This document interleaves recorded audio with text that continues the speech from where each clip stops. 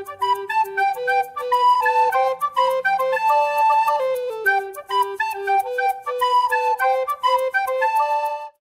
Share और subscribe करें हमारे इस चैनल को और बेल आइकन को दबाना ना भूलें ताकि हमारी वीडियो आप तक सबसे पहले पहुंचे। हेलो स्टूडेंट्स, मैं Rahul Morshle, assistant professor LBS college Wardha. LBS college के यूट्यूब चैनल पर फिर आपका स्वागत है और आज हम देखने वाले हैं डी मल्टीप्लेक्स। इसके पहले लेक्चर में हमने देखा था मल्टीप्लेक्सर क्या होता है। तो ठीक मल्टीप्लेक्सर के अपोजिट जो आज हम देखने वाले टॉपिक डी मल्टीप्लेक्सर जस्ट उसके अपोजिट है।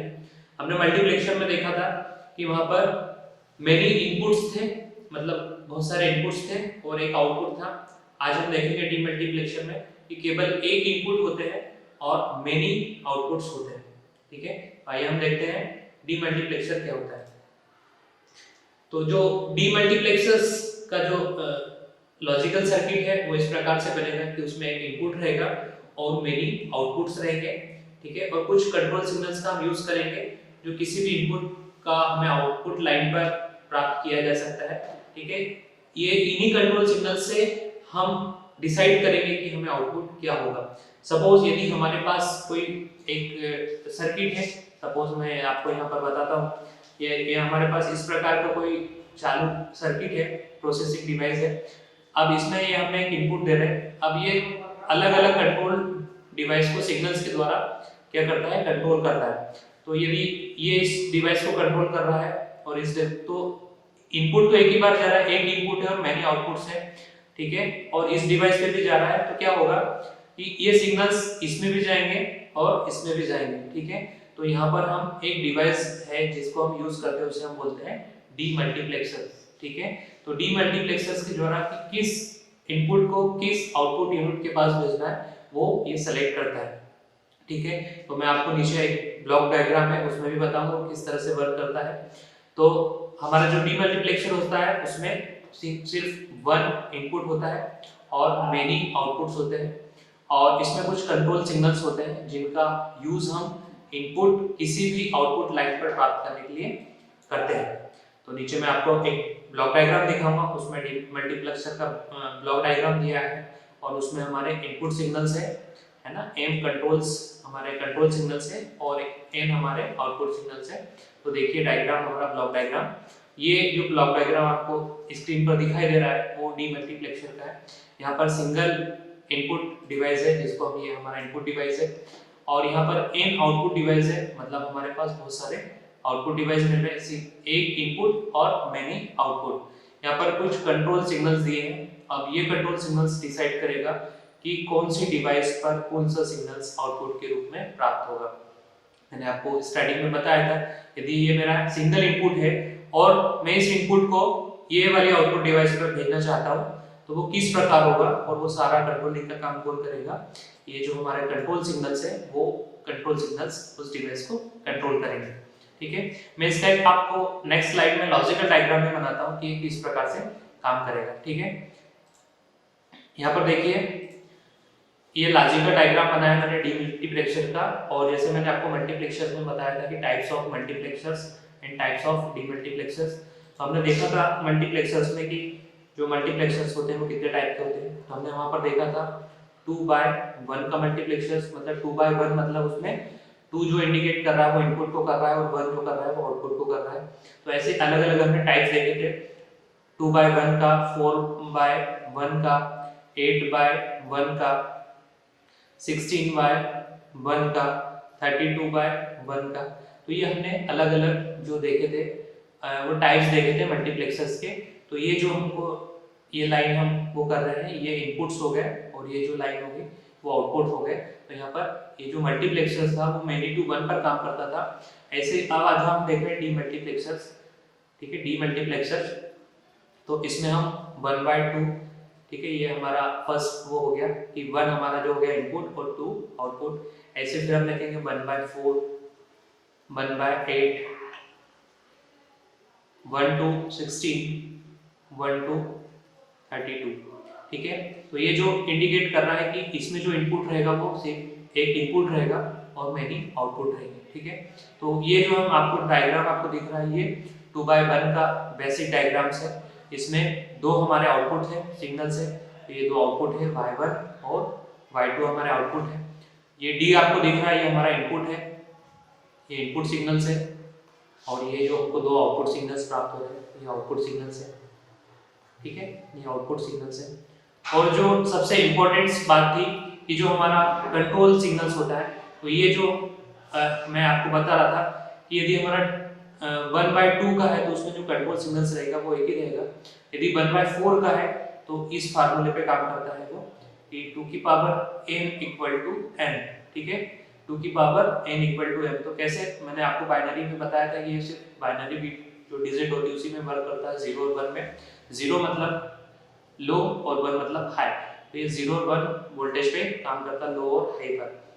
तो यदि 2 की पावर हमारी 0 है तो जो वैल्यू रहेगी वो 0 रहेगी। यदि 2 की पावर हमारी 1 है, 2 की पावर 1 की वैल्यू होती है 1, 2 की पावर 2 की वैल्यू होती है 2 2 की पावर 2 की वैल्यू होती है 4 और 2 की पावर 3 की वैल्यू होती है 8, ठीक है।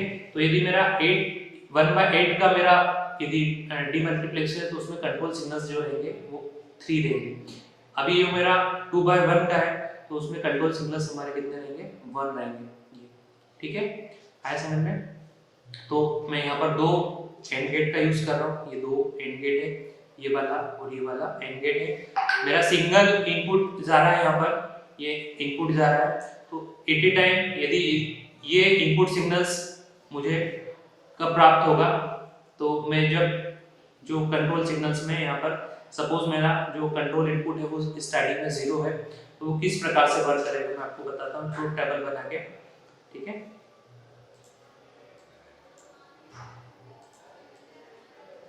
मैं आपको इरेज करके यहाँ पर उसका ट्रुथ टेबल बताऊंगा कि वो उसकी वर्किंग किस प्रकार कर रहा है। और जैसे मैं इनपुट मेरा सिग्नल जा रहा है 0, तो उसका आउटपुट क्या मिलेगा, और जब मेरा इनपुट रहेगा 1 तो उसमें आउटपुट क्या मिलेगा, ठीक है। तो मैं आपको बताता हूँ यहाँ पर ये किस प्रकार से वर्किंग कर रहा है।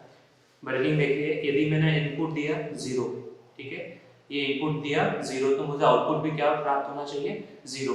तो मैं इनपुट 0 दूंगा तो मुझे आउटपुट जो है वो y1 पर प्राप्त होगा, और यदि मैं इनपुट यदि 1 दूंगा तो वो आउटपुट मुझे कहाँ मिलेगा, y2 पर। इस लॉजिक गेट जो एंड गेट है यहाँ पर मुझे सेकंड आउटपुट प्राप्त होगा। तो अब मैंने कंट्रोल सिग्नल 0 दिया, तो यहाँ पर दो इनपुट लेता है, ठीक है, हमारा एंड गेट दो इनपुट ले रहा है, तो ये C, तो जो हमारे बूलियन एक्सप्रेशंस बनेगी वो फर्स्ट उसके लिए क्या बनेगी, जब मैं C इक्वल टू 0 दूंगा तो मेरे बूलियन एक्सप्रेशंस बनेगी y0 आउटपुट के लिए कि C का इनवर्स इनटू D, ठीक है। तो C का इनवर्स, जैसे मैंने यहाँ पर इनपुट दे रहा हूँ 0 और यहाँ पर जो इनवर्स होके जो नॉट गेट लगाया है ये मैं 0 को क्या कर देगा, स्टार्टिंग में इसको 1 कर देगा, तो जो मेरा इनपुट जा रहा है यदि मैंने 0 वैल्यू ले रहा हूँ तो ये 0 जा रहा है, तो इस प्रकार देखिए ये 0 जाएगा, तो 0 0 जाएगा, तो मेरा जो आउटपुट प्राप्त होगा वो क्या प्राप्त होगा, 0, ठीक है। यदि सपोज मैं इसका जो इनपुट है वो क्या लेता हूँ, 1 लेता हूँ, 1 लेता हूँ इनपुट, यहाँ पर ये मेरा इनपुट 1 है, तो 1 देखिए ये 1 कहाँ जा रहा है, इसमें जा रहा है, ठीक है।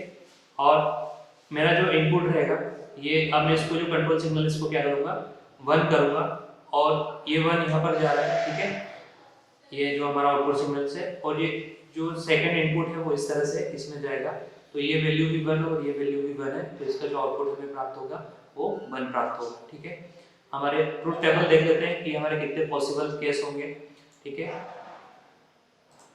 ट्रुथ टेबल बनाने के लिए मुझे एक इनपुट लग रहा है और मेरे दो आउटपुट प्राप्त हो रहे हैं, और जो कंट्रोल सिग्नल से वो एक जा रहा है, तो पहले फर्स्ट टाइम में मैं इसका मुझे आउटपुट प्राप्त होगा, फिर मैं y1 का लूंगा, फिर y2 का लूंगा, तो दो अलग अलग आउटपुट के लिए दो अलग अलग ट्रुथ टेबल बनेगी हमारी। सपोज मैं आपको यहाँ पर एक ट्रुथ टेबल ले रहा हूँ जो इस फर्स्ट गेट के लिए y1 जो आउटपुट हमें प्राप्त हो रहा है तो किस प्रकार से हो रहा है, ठीक है। ये मेरा इनपुट सिग्नल्स हो गया, ये मेरा कंट्रोल सिग्नल्स हो गया, और ये मेरा आउटपुट सिग्नल्स हो गया, ठीक है। ये मेरा इनपुट है D, ठीक है, कंट्रोल सिग्नल से C, और आउटपुट मुझे क्या प्राप्त करना है, y1, ठीक है, और ये y1, और ये मैं कर लेता हूँ y2, y1 है, ठीक है। यदि मैं 0 इनपुट दे रहा हूँ और कंट्रोल सिग्नल से मेरा 0 है, तो तो मेरा आउटपुट जो है वो मुझे 0 प्राप्त होगा। यदि मैं इनपुट 1 दे रहा हूँ और मेरा कंट्रोल सिग्नल्स क्या है 0 है, तो मेरा आउटपुट क्या रहेगा 1 रहेगा। ठीक है, यदि मैंने इसको 1 दिया, ये यहाँ पर देखिए, तो ये इन्वर्स कर देगा, 0 को क्या कर देगा, कंट्रोल सिग्नल्स 1 कर देगा। तो ये 1 और ये 1 हमें जो आउटपुट प्राप्त होगा y1 पर वो 1 प्राप्त होगा, क्योंकि यहाँ पर नॉट गेट लगा है, इन्वर्स लगा है। ठीक है, तो ठीक इसी प्रकार जब मुझे कंट्रोल सिग्नल्स मेरा 1 रहेगा तो मेरा जो आउटपुट रहेगा y वो इस प्रकार से प्राप्त होगा। ठीक है, तो मैं ये कंडीशंस इस प्रकार से दे सकता हूँ। तो ये जो चित्र में मैंने जो भी आपको बताया है कि ऊपर जो 1/2 का हमने मल्टीप्लेक्सर्स दिया था कि एक इनपुट और 2 आउटपुट का डीमल्टीप्लेक्सर्स का जो परिपथ सर्किट है वो हमने एक्सप्लेन किया है। तो इस सर्किट में जो डी है वो हमारा कंट्रोल इनपुट है, इनपुट सिग्नल्स हम बता रहे थे। यहाँ पर देखिए ये डी हमारा इनपुट था, इसी फिगर को हमने एक्सप्लेन किया इस स्लाइड में। तो डी इनपुट था, जो कंट्रोल सिग्नल्स थे उसको हमने सी के द्वारा डिनोट किया, तथा जो आउटपुट सिग्नल्स थे उसको y1 और y2 के रूप में लिया। तब हमें निम्न प्रकार से आउटपुट प्राप्त हो रहा था। ये मैंने आपको सॉल्व करके बताया कि जब हमें y1 जो आउटपुट है, फर्स्ट जो इन गेट था उस पे हमें आउटपुट 1 प्राप्त होगा, तो उसका जो बूलियन एक्सप्रेशन था ये मैंने आपको लिखा था, ये हमारा बूलियन एक्सप्रेशन है कि y1 हमारा कब एक्टिव होगा, तो उसका C इनवर्स D, मतलब जो नॉट गेट लगा था तो जो हम जो C में इनपुट देंगे वो उसका इनवर्स कर देगा, उसका अपोजिट कर देगा डॉट D। ठीक है, और y2 कब इनेबल होगा, जब C डॉट D, जब C और C की वैल्यू और D की वैल्यू हो तब ये y2 पर हमें आउटपुट प्राप्त होगा। सपोज यदि हमारा C इक्वल टू 0 है, जैसे मैंने आपको चित्र में दिखाया था कि ये C हमारा 0 है, ये मैंने आपको वर्किंग कैसे कर रहा है लॉजिकल डायग्राम वो आपको समझाने की कोशिश कर रहा हूँ। ठीक है, तब C इक्वल टू 0 होगा, तब जो y1 आउटपुट है वो हमें D प्राप्त होगा, आउटपुट जो इनपुट देंगे वही हमें आउटपुट प्राप्त होगा। अब जो y2 रहेगा वो वहां पर 0 रहेगा, अर्थात हमारा इनपुट सिग्नल जो है वो आउटपुट लाइन y1 पर प्राप्त होगा। अब यदि मेरी सेकंड कंडीशन से यदि मेरी C की वैल्यू क्या होती है 1 होती है, तो मेरा जो y1 आउटपुट है वो 0 रहेगा, और y2 था तो जो इनपुट सिग्नल्स हमें दे रहे हैं वो सिग्नल्स हमें प्राप्त होगा, अर्थात input signal output line y2 पर प्राप्त होता है। इसी प्रकार डीमल्टीप्लेक्सर में एक समय में केवल एक ही आउटपुट को सेलेक्ट कर सकते हैं। ठीक है, एक समय में एक ही आउटपुट को हम सेलेक्ट कर सकते हैं, बाकी सारे डिसेबल रहेंगे, सिर्फ जो हम इनपुट दे रहे हैं और जिस सिग्नल्स को हमको एक्टिव करना है वो ही एक्टिव रहेगा। तो कभी भी कंडीशंस में दोनों आउटपुट एक साथ सेलेक्ट नहीं हो सकते। ठीक है, तो एट ए टाइम हमें एक इनपुट का एक ही आउटपुट प्राप्त होगा। अब हम बात करें सेकेंड टाइप की, जैसे अभी हमने देखा था 1/2 डीमल्टीप्लेक्स, अब हमारा अगला डीमल्टीप्लेक्सर है 1/16। तो 1 एक इनपुट रहेगा और 16 जो रहेंगे इसमें क्या रहेंगे, आउटपुट्स रहेंगे, 16 आउटपुट्स और एक इनपुट। तो इसमें 4 इनपुट बिट रहेगी, हमारी जो कंट्रोल बिट रहेगी वो 4 रहेंगी, क्योंकि 2 की पावर 4 है। ठीक है, 16 अर्थात 16 आउटपुट लाइन होती है, तो आपको ये 16 आउटपुट लाइन भी मिलेगी। ये जो हम इंडिकेट कर रहे हैं कि y0 से लेकर y1 y2 y3 dot dot dot y15, 0 से स्टार्ट होकर 0 से लेकर 15 तक जो हमारे 16 आउटपुट लाइन प्राप्त होगी। और ये जो D है ये हमारा इनपुट है, इसको हम इनपुट कहेंगे, है ना, ये सिंगल इनपुट है। और ये जो हमको पूरा y1 y2 y3 dot dot y15 ये हमारे क्या है, आउटपुट से। तो एक इनपुट और मेनी आउटपुट, तो ये 1/16 डीमल्टीप्लेक्सर्स का लॉजिकल डायग्राम है, और उसमें ये 4 ABCD हमारे कंट्रोल्स यूनिट रहेंगे, कंट्रोल इनपुट्स रहेंगे। तो ये देखिए कैसे उसमें हो जा रहा है। तो यहाँ पर 4 हमारे 3 तो कंट्रोल्स हो जाएंगे। तो जब हमारा जो आउटपुट रहेगा इनेबल, जब हमें ये जो हमारा एंड गेट है ये y1 कब इनेबल होगा, जब हमारी A B C और D की वैल्यू क्या होगी, 0 0 0 0 होगी, तब ये वाला जो हमारा एंड गेट है ये इनेबल रहेगा, और बाकी सारे जो गेट है वो क्या रहेंगे, डिसेबल रहेंगे।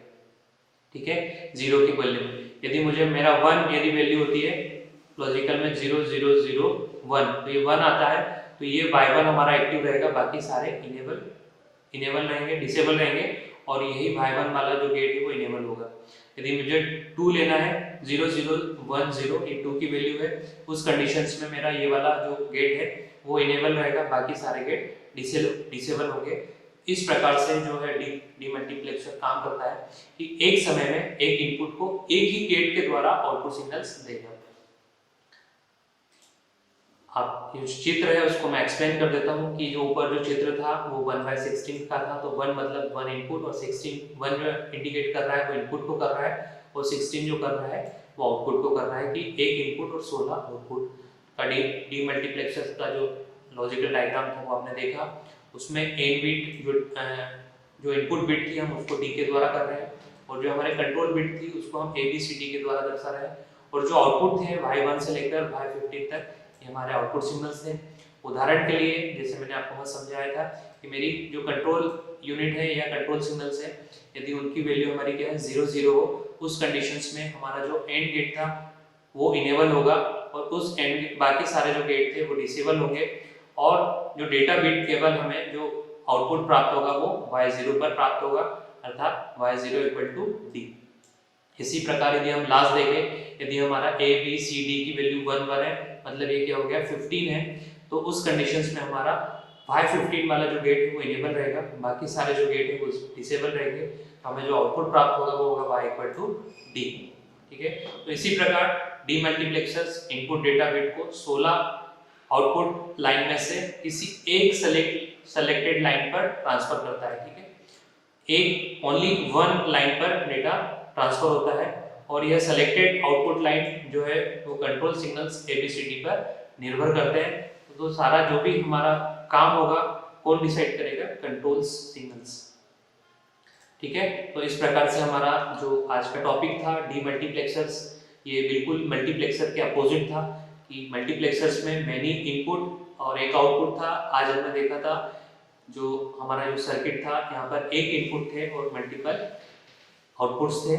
तो इस प्रकार से हमारे टाइप्स ऑफ वो भी हमने देखे, तो 2/1 का भी डीमल्टीप्लेक्सर देखा और 1/16 का भी डीमल्टीप्लेक्सर वो किस प्रकार से वर्किंग करते थे वो आज के लेक्चर में देखा है। अगला टॉपिक हम नेक्स्ट लेक्चर में देखेंगे। तब तक के लिए ऑल द बेस्ट।